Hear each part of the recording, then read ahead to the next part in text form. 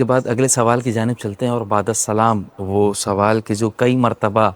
آ چکا ہے ہمارے پاس، اور ایک مرتبہ پھر وہ سوال ہمارے پاس موجود ہے کہ آقا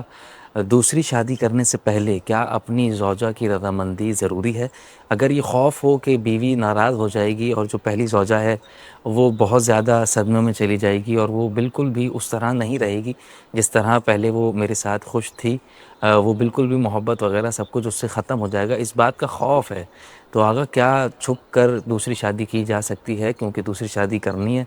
اور اپنی بیوی سے بھی جو ہے وہ محبت ہے، تو کیا کیا جائے؟ اتنی بیوی سے محبت کے باوجود دوسری شادی کی ضرورت کیوں محسوس کرتے ہیں؟ دیکھیں، شرعی طور پر جو ہے وہ شرعی طور پر پہلی بیوی سے اجازت لینا شرط نہیں ہے کہ اگر آپ پوچھے بغیر کریں گے، یعنی چھپ کے کریں گے یا بتا کے بھی، اور اس سے اجازت لیے بغیر وہ انکار بھی کرے اور آپ شادی کریں، تو یہ آپ کا نکاح صحیح ہوگا، نکاح جو ہے وہ صحیح ہوگا۔ لیکن اس بات کا خیال رکھا جائے کہ خدا نے قرآن میں ایک سے زیادہ شادی کرنے کی اجازت کب دی ہے؟ وہ بڑے سخت شرائط ہیں، تب آپ شادی ایک سے زیادہ شادیاں کر سکتے ہیں کہ جب آپ دونوں کو جو ہے نا وہ عادلانہ سلوک کریں۔ ایک ہوتا ہے قلبی لگاؤ،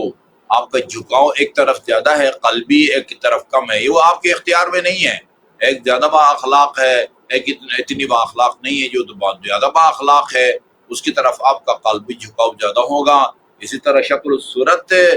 بھی کبھی سبب بنتی ہے کہ ایک کی طرف جھکاؤ زیادہ ہو۔ جو انسان کے بس میں نہیں ہے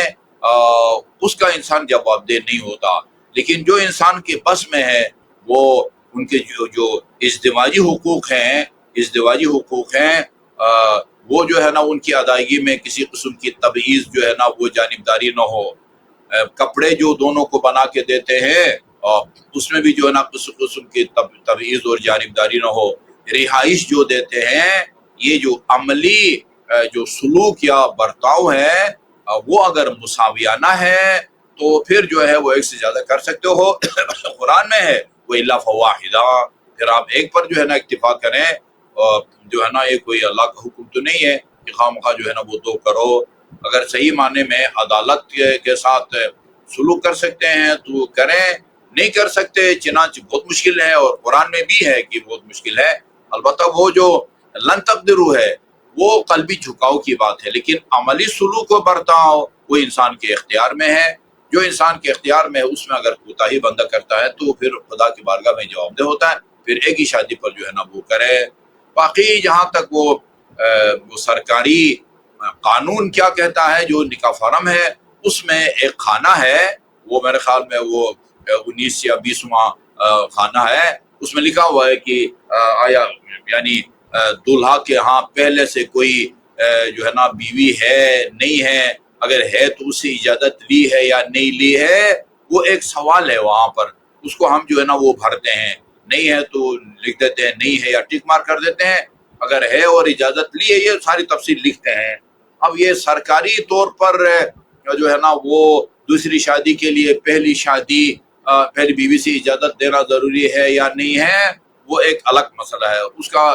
سرکار کے قوانین کا شریعت سے جو ہے نا کوئی تعلق نہیں ہے۔ وہ سرکار کے قوانین ہے جو شریعت سے جو ہے ٹکراتے ہیں، بعض شریعت کے مطابق ہوتے ہیں، یا شرعن جو ہے وہ بیوی سے اجازت لینا شرط نہیں ہے، لیکن دوسری یا تیسری شادی بندہ تب کرے یا چوتھی جب سب کے ساتھ مساویانہ سلوک کرے اور اس کا جو رویہ ہے وہ عادلانہ ہو۔ جی آغا صاحب، بہت بہت شکریہ۔ اس کے بعد اگلے سوال کی جانب چلتے ہیں، اور ہمارے پاس وقت بھی بس آخری 5-6 منٹ بچے ہیں، اور سلام کرنے والے نے بعد السلام پہلے بریکٹ میں یہ لکھا ہے کہ آغا میں اس مسئلے کا حل جاننا چاہتا ہوں، بر فتوی ہے آیت اللہ خامنائی، تو آپ رہبر کے فتوی کے مطابق اس کا جواب دیجیے گا۔ اور سوال انہوں نے یہ کیا ہے کہ آغا میں اپنی بیٹی کے لیے جہیز کا سامان جمع کر رہا ہوں، اور گزشتہ 2-3 سال سے میں سامان جمع کر رہا ہوں کہ جو بیٹی کو میں جہیز میں دینے والا ہوں، اور اس کے لیے میں نے کمیٹی بھی ڈالی ہوئی ہے اور دیگر ایسے پیسے بھی میں نے جمع کیے ہوئے ہیں کہ جو مجھے دینے ہیں، یعنی ہبہ کرنے ہیں، اور کئی زیور، سونا اور کتنے پیسے تو ایسے ہیں جو میں اپنی بیٹی کو دے چکا۔ تو آگا وہ جو ہبہ شدہ چیزیں ہیں جو میں اپنی بیٹی کو دے چکا ہوں، یعنی جتنا سامان میں نے جمع کیا ہے وہ میں نے اپنی بیٹی کو کہہ دیا ہے کہ یہ بیٹا تمہارا سامان ہے اور یہ تمہارے لیے ہے، تو کیا اس تمام تر سامان پر خمس دینا واجب ہوگا یا نہیں؟ اور دوسرا یہ کہ اگر میں اپنی بیٹی کو دے دیتا ہوں، میں نے اس کو ہبہ کر دیا، تو کیا میری بیٹی پر خمس دینا واجب ہو جائے گا یا نہیں ہوگا؟ وضاحت فرمائیے۔ دیکھیں جی، آپ نے دو چیزوں کی طرف اشارہ کیا ہے۔ شادی کے لیے اگر آپ کمیٹی ڈالتے ہیں، پیسے جمع کرتے ہیں، میں نے ابھی یہ تقریباً پہلے سوال کے جواب میں عرض کیا ہے، کمیٹی میں جو آپ جمع کرتے ہیں وہ بچت ہے، بینک میں جو ہے نا وہ یا ڈالیں، اکاؤنٹ میں ڈالیں، یا جو ہے نا وہ گھر کے اندر جو ہے پڑا رہے، یا کمیٹی میں ڈالیں، یا جو ہے نا وہ انشورنس فیس جو ہے نا وہ آپ جمع کرا دیں، یہ سب بچت ہے۔ بچت ہے، اگر وہ بچت نہ ہوتی تو خرچ ہو گیا ہوتا وہ پیسہ، وہ نہ ہوتا، وہ پیسہ نہ ہوتا، یہ تو یہ بچت ہے، اس میں جو ہے آپ نے دینا ہے۔ اور جہاں تک جہیز کا تعلق ہے، جہیز جو ہے نا وہ آپ جمع کر کے جو ہے نا وہ جہیز میں آپ نے مثلا فریج آپ نے خریدا ہے، واشنگ مشین، جو رواج ہے آج کل دینے کا، وہ جو ہے نا اب مثلا ایک سال میں ایک چیز خریدتے ہیں، دوسرے سال میں ایک دوسری چیز خریدتے ہیں، تیسرے سال میں تیسری چیز خریدتے ہیں، ان میں جو ہے نا خمس نہیں ہے۔ پیسہ بچا کے رکھتے ہیں شادی کے لیے، وہ بچت میں آتا ہے، اس کا خمس دیں گے۔ جہیز جو ہے نا وہ ابھی کئی سالوں میں جمع کرتے ہیں، اسی طرح یہ زیور وغیرہ، تو اس میں جو ہے نا خمس نہیں ہے۔ اور اگر آپ بیٹی کو مالک بنا چکے ہیں، ملکیت میں یہ چیزیں دے دی ہیں، اور اس کے پاس سال گزر گیا ہے، تو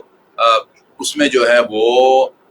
خمس سے ہوگا۔ البتہ جیسے میں نے ایک سوال کے جواب میں عرض کیا ہے، یہ ہبہ کے دیر میں آئے گا، تو آغا سیستانی جو ہے وہ آغا رہبر جو ہے وہ ہبہ میں جو ہے نا وہ خمس کے قائل نہیں ہے۔ آیت اللہ سیستانی جو ہے وہ ہدیہ میں، ظاہر یہ ہدیہ ہی ہے، تو آیت اللہ سیستانی کے نزدیک ان میں ہے، آغا رہبر کے نزدیک اس لیے نہیں ہوگا کہ وہ ہدیہ ہے، اور ہدیہ میں جو ہے وہ نہیں ہوتا۔ باقی پیسہ جو بچایا ہے، پیسہ وہ آپ کی بچت ہے، وہ آپ نے اپنی بیوی کو، اپنی بیٹی کو اس کا مالک نہیں بنایا ہے، وہ آپ کی ملکیت میں ہے، لہٰذا اس کا آپ خمس دیں گے۔ اگر کوئی چیز جو ہے نا وہ گفٹ ہدیہ کے طور پر بیٹی کو دے دی ہے، اور وہ بیٹی کے پاس وہ پڑی رہتی ہے، تو پھر جو ہے اس میں خمس نہیں ہوگا۔ پیسہ جو آپ نے بچایا ہوا ہے وہ آپ نے ابھی تک آپ کی ملکیت میں ہے، جو کہ بچا ہوا ہے، اس کا آپ خمس دیں گے۔ جی آغا صاحب، بہت بہت شکریہ۔ ایک سوال ابھی گزرا ہے، اسی سے ملتا جلتا دوبارہ ہمیں سوال موصول ہوا ہے، اور خاتون ہے، بعد السلام، انہوں نے سوال کیا ہے کہ ہم 3 بہن بھائی دوسرے شہر میں پڑھتے ہیں، اور ہماری کوئی ارننگ نہیں ہے، والد صاحب پیسے بھیجتے ہیں، اور وہ پیسے سال کے آخر میں کچھ بچ بھی جاتے ہیں، یعنی کچھ رقم ایسی ہوتی ہے کہ جو بچ جاتی ہے سال مکمل ہونے کے بعد، تو کیا ان پر خمس ہوگا یا نہیں؟ اس کا جواب گزر چکا ہے، لیکن آغا مختصراً اس کا جواب بھی عنایت فرمائیے گا۔ ظاہر ہے وہی ہے، آغا سیستانی کے نزدیک جو ہے نا وہ اگر بچ گیا ہے تو آپ نے دینا ہے۔ آغا رہبر کے ہاں جو ہے وہ ہدیہ ہے، تو ہدیہ اگر بچ جائے تو اس میں نہیں ہے۔